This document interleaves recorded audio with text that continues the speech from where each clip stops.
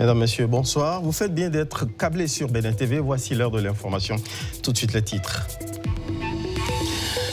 Dialogue inter-institution judiciaire. Fidèle à une tradition qu'elle a établie, la Cour suprême a réuni les acteurs du système judiciaire autour d'un objectif favorable aux justiciables, harmoniser les pratiques pour une justice efficace. Écho des assises de cette année dans ce journal. Journée mondiale de la population à Aplakoué au Bénin, carrefour des manifestations officielles comme partout au monde. Les réflexions sont orientées sur l'avenir de la jeunesse. Dirigeants et acteurs des questions démographiques appellent à se pencher sur les aspirations des jeunes. Et puis, hors du Bénin, face à Ebola, Médecins sans frontières forme ses équipes à Nairobi pour la RDC. En France, à Lyon, on a de bonnes nouvelles au bout de l'incendie qui a ravagé près de 4000 hectares de montagne. Et puis après plus de 5 mois de mission en France toujours, le porte-avions Charles de Gaulle retrouve Toulon au terme d'un déploiement intense. Bienvenue à toutes et à tous.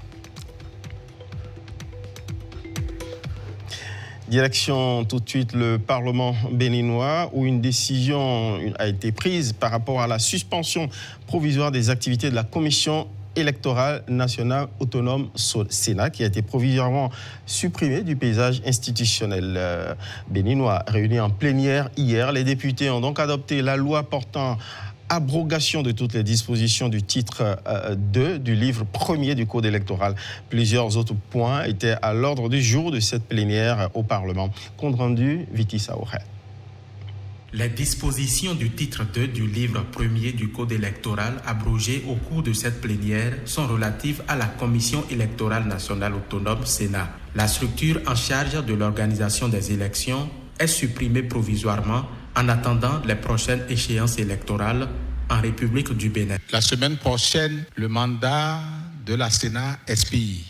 La semaine prochaine, la Sénat elle-même qui est installée pour un mandat de 5 ans non renouvelable. Alors, la nation risque d'être confrontée à un problème. Si dans une semaine, nous procédons au renouvellement du mandat et que nous instituions un nouveau conseil électoral, la direction générale des élections étant permanente, ce conseil électoral sera installé et n'aura à organiser aucune élection les 5 prochaines années avant que son mandat ne vienne à terme. C'est à l'unanimité que les députés ont adopté la proposition de loi relative à la suppression temporaire de la Sénat. Quant au Sénat, on en sait un peu plus sur son installation prévue le 30 juillet 2026. À cette plénière, le président de l'Assemblée nationale a donné lecture de la correspondance du président de la République relative à la cérémonie d'installation des sénateurs. Le siège de l'Assemblée nationale est identifié pour en accueillir la cérémonie. La symbolique étant que le siège du Sénat étant en cours d'aménagement, son installation peut se dérouler au siège de l'autre chambre du Parlement qu'est l'Assemblée nationale. Nous assurons le président de la République de toutes les dispositions pour que le Sénat soit installé dans les locaux de l'Assemblée nationale le 30 juillet 2026. Les députés ont également apporté des modifications à la loi organique sur le Conseil économique et social CES suite à l'adoption récente de la loi rattachant le médiateur de la République au CES. En raison de la complémentarité entre les fonctions de médiation et celles de dialogue et de concertation, cette mutualisation permettra de renforcer l'efficacité de l'action publique, la proximité avec les populations et l'optimisation des ressources publiques. L'article 94 de la loi portant création des ordres nationaux du Bénin est aussi révisé. Il y est intégré des dispositions relatives à la médaille de l'ordre du mérite artisanal.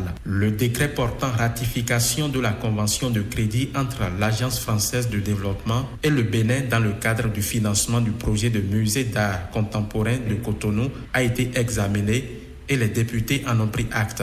Autre acte marquant de cette plénière, c'est l'installation du nouveau député François Olawale Silibi, suppléant de Louis Béounou Vlavonou, suite à sa démission de ses fonctions de député pour siéger au Sénat.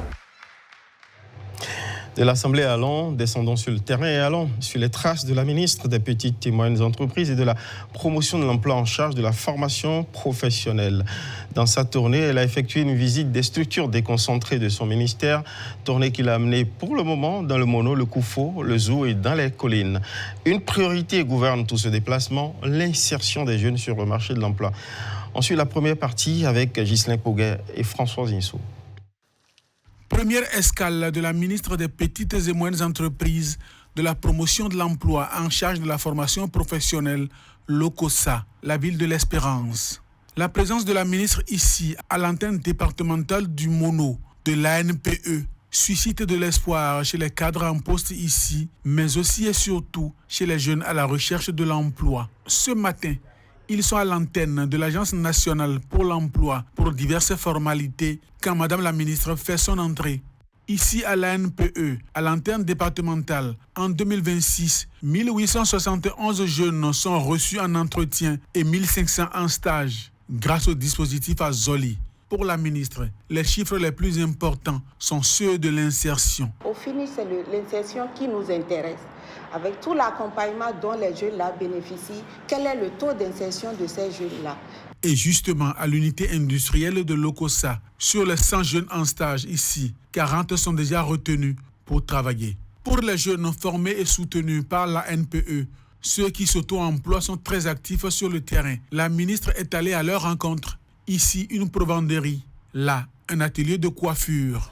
Cap sur le Zou, à Abomey, un complexe hôtelier où la NPE a placé des jeunes. La ministre est allée voir leurs conditions de travail. À Boycon, à l'antenne départementale, les cadres exposent les résultats. Sur les 2 volets du dispositif Azoli, 5198 jeunes sont déjà pris en compte. Un autre jour, un autre message. Au centre de formation professionnelle d'Abomey, on se forme à la maçonnerie, à la cuisine, à la pâtisserie, à la menuiserie, à la mécanique auto. Ici, une voiture en réparation par des femmes, rien que par des femmes. Vous voyez que nous-mêmes, on peut faire ça.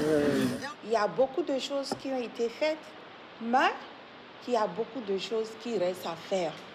Et nous allons vraiment travailler dans ce sens afin d'améliorer d'abord les conditions du centre. Eh bien, la bataille pour l'emploi est au cœur de ce journal. Eh bien, elle sera présente aussi dans le sujet qui va suivre. Face au défi de l'emploi des jeunes, l'Agence nationale pour l'emploi, la NPE, déploie plusieurs programmes d'insertion. Et donc, notre reporter s'est intéressé à Azoli, un dispositif qui forme des jeunes autant valides que des personnes en situation de handicap à divers métiers, notamment la cordonnerie qu'on va voir dans son reportage. Regardons ensemble. Dans chaque atelier de cette usine de production de matériaux, les jeunes recrutés grâce au programme Azoli travaillent avec rigueur et engagement. Au fil des échanges, une conviction se dégage. Parce qu'ils ont cru en leur capacité, le programme Azoli leur a offert une chance qu'ils sont déterminés à saisir pour bâtir leur avenir. Avant, je ne savais pas comment fabriquer du carreau. Je ne sais rien dans ce domaine, mais aujourd'hui, je peux fabriquer. Si je trouve les matériels, je peux le faire. Parce que je sais les composants, comment faire, tout et tout. Et contrôle aussi, comment l'emballer aussi. Dès mon arrivée ici, j'avais cru que c'était quelque chose que je ne pouvais pas tenir. Mais à l'évolution, j'ai compris que quand tu es un homme, il faut toujours chercher. Et à l'évolution, j'ai compris qu'il y a du bien ici. Avant, je faisais les poseurs des carreaux céramiques. Mais aujourd'hui, j'ai la chance de faire les poseurs des carreaux granit. Je peux faire aussi la manutention des carreaux. Et je passe ici pour remercier aussi beaucoup Azoli. Reconnaissant envers le gouvernement, ces jeunes souhaitent désormais l'extension du programme afin que d'autres, encore en attente, puissent eux aussi bénéficier de cette opportunité. Je remercie tellement l'État, la NPE. Et si il peut continuer cette démarche pour aider la jeunesse, je les cartonne. Je rappelle que par derrière, une équipe dynamique de l'ANPE se rend de façon saisonnière à la structure SBPM pour faire le suivi. Nous avons mis à disposition 120 jeunes.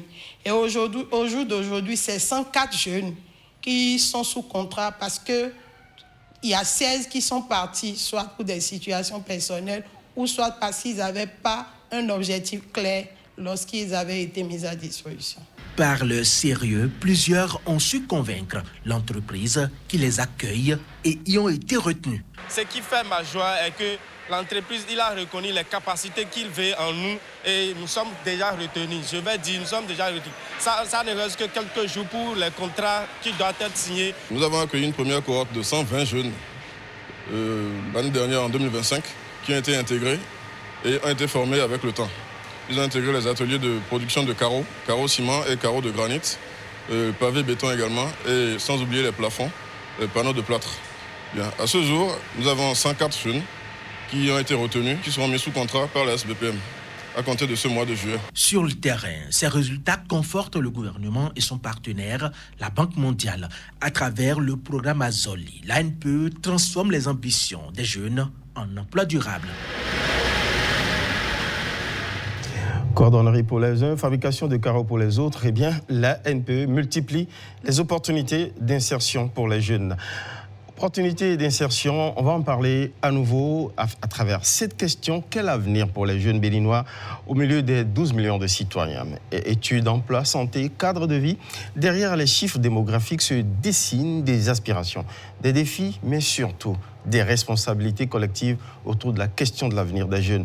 C'est autour de ces enjeux que le Bénin célèbre ce 11 juillet, la Journée mondiale de la population. Direction tout de suite à Plahoué, dans le Koufo, pour le lancement officiel. C'est sous l'égide du ministre de l'Économie et des Finances. Reportage Ola Rodrigue Babagüeto. Là, elle peut commencer son travail de coiffure. Pour Céline Komanhoué, la date du 11 juillet 2026 va rester inoubliable. Elle reçoit des mains du ministre de l'Économie et des Finances du matériel pour entamer une nouvelle étape de sa vie professionnelle. Je suis contente. Je travaillais avec mes amis. Je prêtais leur machine. Maintenant que j'ai la machine, je vais commencer mon travail et évoluer dedans. Ce que nous faisons aujourd'hui est symbolique et orienté vers les couches les plus défavorisées. Un accompagnement non moins important. Il est composé de 25 machines à coudre, 25 kits de coiffure et 20 kits pour les groupements agricoles. Ce don se veut une réponse à un appel lancé par la communauté internationale à l'occasion de la Journée mondiale de la population. Le thème de cette année est en effet intitulé « Concrétiser les espoirs et les aspirations des jeunes aujourd'hui et pour l'avenir ». En agissant aujourd'hui pour les jeunes, nous construisons le Bénin de demain, un Bénin où chaque jeune peut rêver, décider et réussir au-delà des splendeurs. Le rôle du gouvernement, c'est de créer les conditions pour que chaque jeune trouve un emploi, chaque jeune s'épanouisse.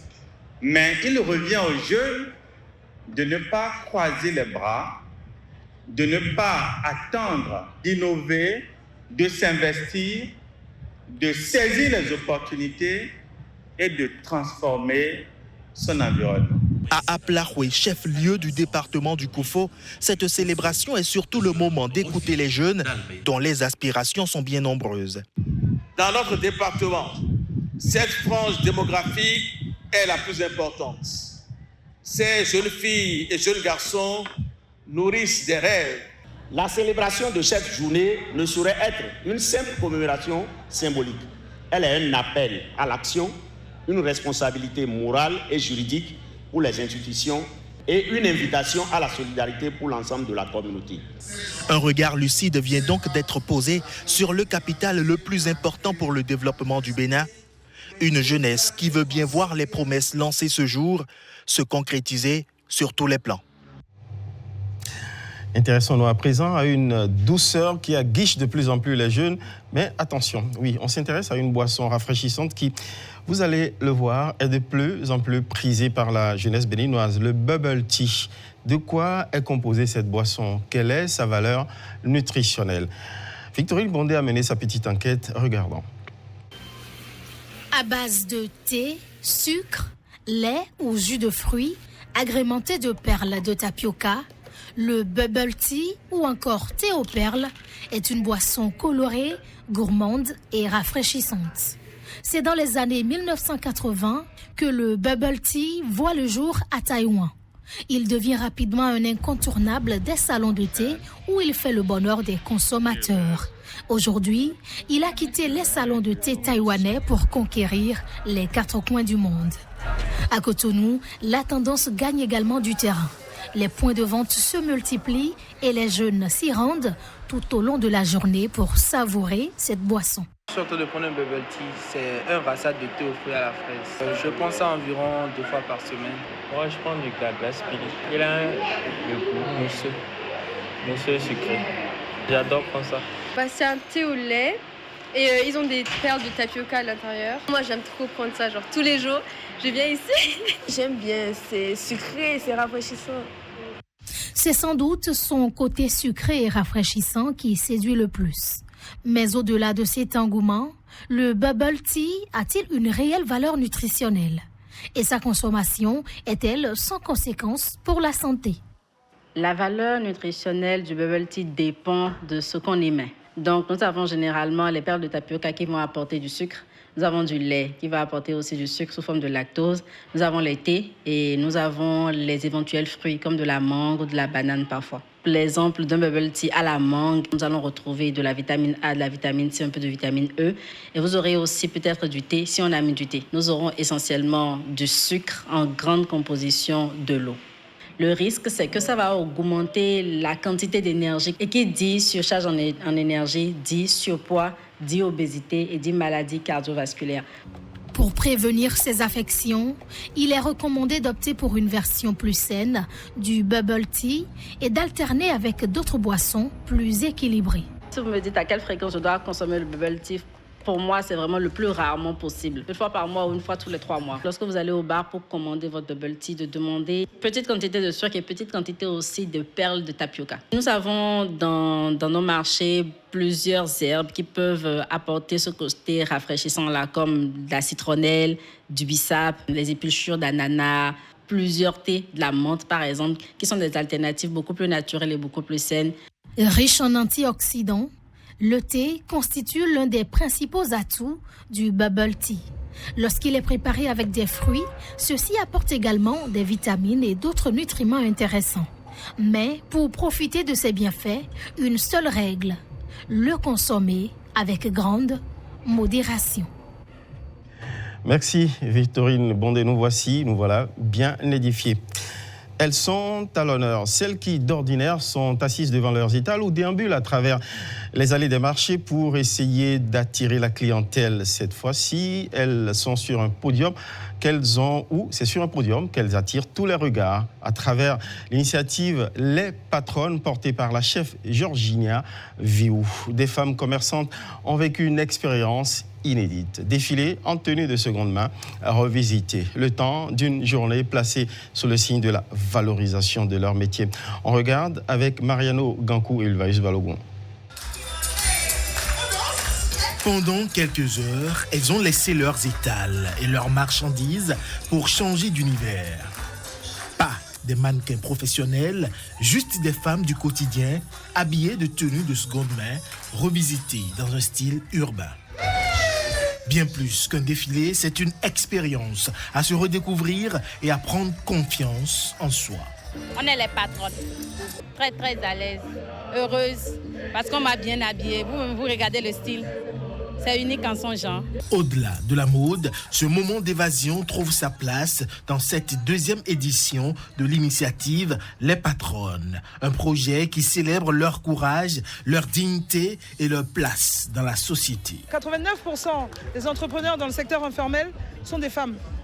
Donc, par la force des choses, par la force des chiffres, il y a les patrons et il y a les patronnes. L'idée, c'est de dire, nous sommes là, nous existons.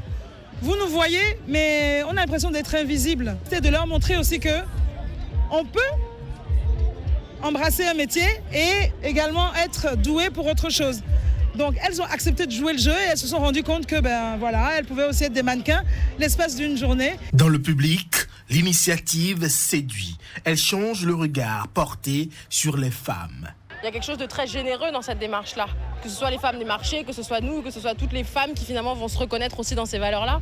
Ça reste avant tout des femmes qui ont des choses à apporter et qui n'ont pas peur de le dire et de le partager avec d'autres et d'agrandir cette grande famille qui sont les patronnes. Et donc c'était d'autant plus normal pour moi de venir les soutenir, de soutenir donc ces femmes qui sont très solidaires entre elles et qui, à travers leur initiative aussi, donnent aux autres, donnent notamment donc aux femmes du marché aujourd'hui, aux femmes de PK3. Au final, les patronnes révèlent des femmes audacieuses, élégantes et inspirantes. Une manière originale de rappeler que derrière chaque étal se cache une histoire et parfois un talent. Retour sur les jeunes qui se battent pour se frayer un chemin sur le marché de l'emploi ou s'encrier à travers notamment le secteur de la livraison à moto qui connaît un essor important dans nos villes. Pour beaucoup de jeunes, cette activité représente une source de revenus, mais aussi une réponse aux défis de l'emploi. Entre opportunités économiques et incertitudes, les réalités et leurs réalités sont contrastées. Le parcours de Gildas, diplômé en droit, devenu entrepreneur dans la livraison, illustre les défis, les sacrifices et les espoirs d'une génération de jeunes qui choisit d'avancer malgré les obstacles. Reportage Naomi Soumanou, Macléo d'Adam au Soleil. Chaque jour, ils sont des dizaines à sillonner la ville, casque vissé sur la tête, téléphone en main, un point de rencontre, un restaurant, une commande qui tombe. C'est le quotidien des livreurs à moto, devenu en quelques années un rouage discret mais essentiel de la vie urbaine. Parmi eux, Gildas. Titulaire d'une licence en droit depuis plusieurs années, c'est pourtant à moto, entre deux courses, qu'on le retrouve aujourd'hui. Au début, c'était lorsque j'avais quitté fraîchement le campus avec ma licence en droit. Et voilà, le temps de me lancer dans les stages et autres, je me suis dit que là, le problème était là. J'avais besoin d'argent pour assouvir des besoins personnels et tout. Faute d'opportunités dans son domaine, Gildas a choisi de créer sa propre structure de livraison en s'entourant de ses frères comme collaborateurs. On avait débuté avec une start-up, mais avec le temps, cette start-up a fermé. Donc, heureusement qu'on avait de liens solides avec ces restaurants, ces partenaires. J'ai pris 3 de mes frères qui sont dans la société avec moi et qui travaillent chaque jour avec moi. Un rythme exigeant qui laisse peu de place au repos, mais qui lui permet, dit-il, de subvenir à ses besoins, même s'il n'est pas encore là où il aspire à être. Sa journée commence à 10h et ne s'achève parfois qu'à minuit, entre 5 et 10 livraisons quotidiennes, davantage le week-end, quand la ville s'anime et que les commandes affluent. Voilà, pour ne pas me faire surprendre, parce que moi-même je sais personnellement que déjà à midi, ça cartonne. Plus rentable, à 10h, 10h30, je suis déjà en ville. Et on débute comme ça et on termine généralement à 0 heure pile. Car s'il vit de la route aujourd'hui, Gildas n'a pas renoncé au droit. Il a récemment tenté le concours de greffier, sans perdre espoir d'y revenir un jour. Récemment, j'ai eu à passer le concours des élèves greffiers que l'État béninois a lancé. Et c'était pas mal, j'espère une suite favorable. En attendant, son objectif est clair, faire grandir sa structure et pourquoi pas, un jour, la confier à ses frères pour se consacrer pleinement à sa vocation première. Au-delà de ça, je voudrais bien avoir une structure de livraison qui va couvrir tout l'étendue du territoire national et pourquoi pas plus, aller au-delà et toujours continuer dans l'optique pour laquelle j'ai fait les études de droit. Entre précarité et opportunité, l'histoire de Gildas ne tranche pas, elle roule. Et sur cette route incertaine, il a fait un choix simple, avancer plutôt qu'attendre. Courage à Gildas et tous les autres qui se battent. Les grands succès arrivent au bout des petits pas, tels la sagesse du colibri. Sport à présent. Les Jeux de main entrent en scène à travers le championnat national scolaire lancé à Grand Popo en handball, basketball et volleyball. Les premières rencontres ont offert du spectacle, de l'intensité et déjà quelques enseignements. Entre victoires convaincantes, matchs serrés et ambitions affichées, les équipes donnent le ton d'une compétition qui s'annonce particulièrement disputée. Reportage Koudous Abdoulaye, Igor Ayosso, Patrice Rouillet. Le CG1 Glazoué en bleu n'a pas tardé à imposer son rythme face au CG, le Littoral, en jaune. Dès les premières minutes, les joueurs de Glazoué enchaînent les offensives et prennent l'ascendant sur leurs adversaires. À la pause, le tableau d'affichage indique déjà 12 buts à 6. Au retour des vestiaires, les bleus et blancs conservent la maîtrise de la rencontre et creusent davantage l'écart. Score final, 27 buts à 19 en faveur du CG1 Glazoué. En défense, ils ont respecté les consignes et c'était de rester aux 7 mètres, de ne pas permettre à l'adversaire de passer, d'être solidaire. J'ai promis d'amener mon équipe en finale pour prendre le trophée. Malgré la défaite, le coach du CG, le Littoral, reste confiant pour la suite de la compétition. C'est une bonne expérience, c'est un bon début. Et je pense que le plus dur est déjà fait. Ils sont déjà moulés dans la compétition. Et pour le second match, je pense que ce serait différent. En basketball féminin, le lycée Mathieu Bouquet en bleu ciel a dû batailler jusqu'au bout face au CG Saint-Rita. Dans une rencontre disputée, les deux équipes se rendent coup pour coup. Mais les joueuses de Mathieu Bouquet font la différence dans les derniers instants pour s'imposer 14 points à 12. Nous remercions notre coach Samo. On a suivi ses consignes et nous promettons qu'on ira encore plus à la finale. Je compte aller jusqu'à la finale et on va remporter cette finale-là par la grâce de Dieu. Un succès qui rassure leur entraîneur avant les prochaines échéances, tandis que son homologue du CG Saint-Rita garde confiance et promet une réaction lors des prochaines rencontres. On pense remonter le moral à ces filles-là, leur parler, parce qu'il ne faut pas aller avec force, il faut aller tout doucement pour leur parler, surtout que c'est leur première édition. En volleyball, le CG2 Candy croisait le fer avec le CG2 Kudo de Lokossa. Dès l'entame, les deux formations affichent de l'engagement. Plus réaliste dans les moments décisifs, les joueurs de Candy prennent finalement le dessus et remportent la manche 25 points à 23. Ces premières confrontations donnent le ton d'un championnat où chaque victoire compte et où rien n'est encore joué. Image intéressante des préludes qui s'offrent à nous avant le lancement officiel du championnat national scolaire demain. Hors du Bénin, montons vers les grands événements sportifs mondiaux. Match retour Bénin versus Nigeria du troisième et dernier tour des éliminatoires de la Coupe du Monde U17. La marche est pour le moment trop haute pour les Amazones U17 face au Flamengo du Nigeria. Les coéquipières de Hermione Lokosu chute 3 buts à 5, hélas. Les débuts de Romain Gandonou n'ont pas suffi à offrir le billet retour pour le Maroc aux Amazones U17. On croise les doigts pour les prochaines fois. Instant palpitant, vous en aurez d'autres après ce journal en soirée sur Bénin TV. Pour l'heure, si vous n'avez pas encore trouvé un plan pour vous évader ce week-end, voici l'agenda que nous avons glané entre sorties et découvertes, festivals et expositions. Voici notre sélection avec Pedro Mensangbewa. Les vacances prennent des couleurs avec Aïrou Summer à la bibliothèque Bénin Excellence de la Fondation Valais sur le site de Godomé. Rendez-vous ce samedi 11 juillet à partir de 17h avec un guest star, Tigang, le technicien. Cap sur Parakou avec la première édition du Benin Road Festival. Jusqu'à ce samedi, de 9h à 22h, l'Institut français de Parakou accueille ce rendez-vous culturel et touristique dédié à la valorisation du Nord Bénin. Le point d'orgue est prévu samedi à partir de 20h avec une grande soirée culturelle. À Niki, la 6e édition du Festival international des films identitaires et scolaires se poursuit jusqu'à samedi. Au programme, formation en actorat et en réalisation de films documentaires, masterclass, projection de films et conférences débat. À Porto Novo, la galerie Case Nomade accueille le vernissage de l'exposition Identité Première ce samedi à partir de 11h.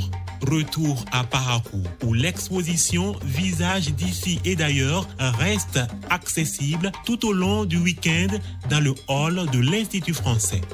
À Comé, la 5e édition du festival Les Architectures s'achève ce dimanche 12 juillet au Centre culturel La Fabrique avec des activités autour de la formation, de la création et de la diffusion de spectacles. À Cotonou, l'Institut français du Bénin vous donne rendez-vous ce samedi dès 19h30 sous la paillote pour le traditionnel bal du 11 juillet. Enfin, le festival d'Alache Kankpé, grand rendez-vous de la culture urbaine au Bénin, lance sa 11e édition. La programmation se poursuit samedi à partir de 17h avec une scène découverte à la place de l'Amazone. Bonne sortie à toutes et à tous.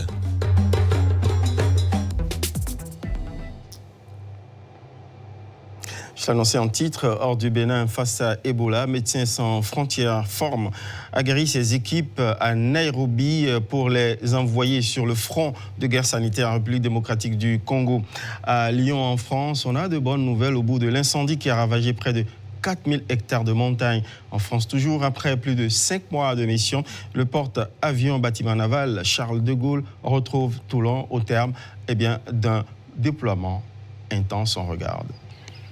Face à la progression d'Ebola dans le nord-est de la RDC, Médecins sans frontières renforce la préparation de ses équipes à Nairobi. Les soignants y apprennent à travailler sous haute protection, à gérer le stress et à appliquer des protocoles très stricts. Objectif, intervenir efficacement sur le terrain tout en limitant les risques de contamination. Souvent, on sort d'un hôpital et puis on sort d'une université, on a des connaissances et tout ça, et on pense qu'on peut. Mais une fois qu'on est dans un EPI, là, c'est une autre réalité. À Lyon, l'incendie qui ravage les montagnes a atteint près de 4000 hectares, mais la situation s'améliore sur plusieurs fronts. Les pompiers restent mobilisés face à un foyer encore actif et espèrent l'arrivée de la pluie. Par précaution, les feux d'artifice sont interdits dans la Drôme jusqu'au 20 juillet. Après plus de 5 ans en mer, le porte-avions Charles de Gaulle a regagné son port d'attache de Toulon au terme de l'une de ses plus longues missions. Déployé de l'Atlantique Nord au détroit d'Ormuz, il a adapté sa mission aux tensions régionales et soutenu les opérations françaises. Pour l'équipage, ce retour marque la fin d'un déploiement particulièrement intense entre conditions extrêmes et forte pression opérationnelle.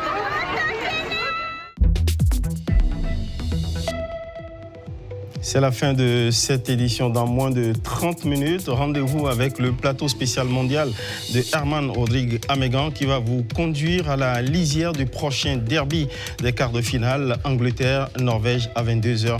Gardez vos positions d'écoute. Merci de rester fidèles à Bénin TV. Bonsoir chez vous. Bonne soirée.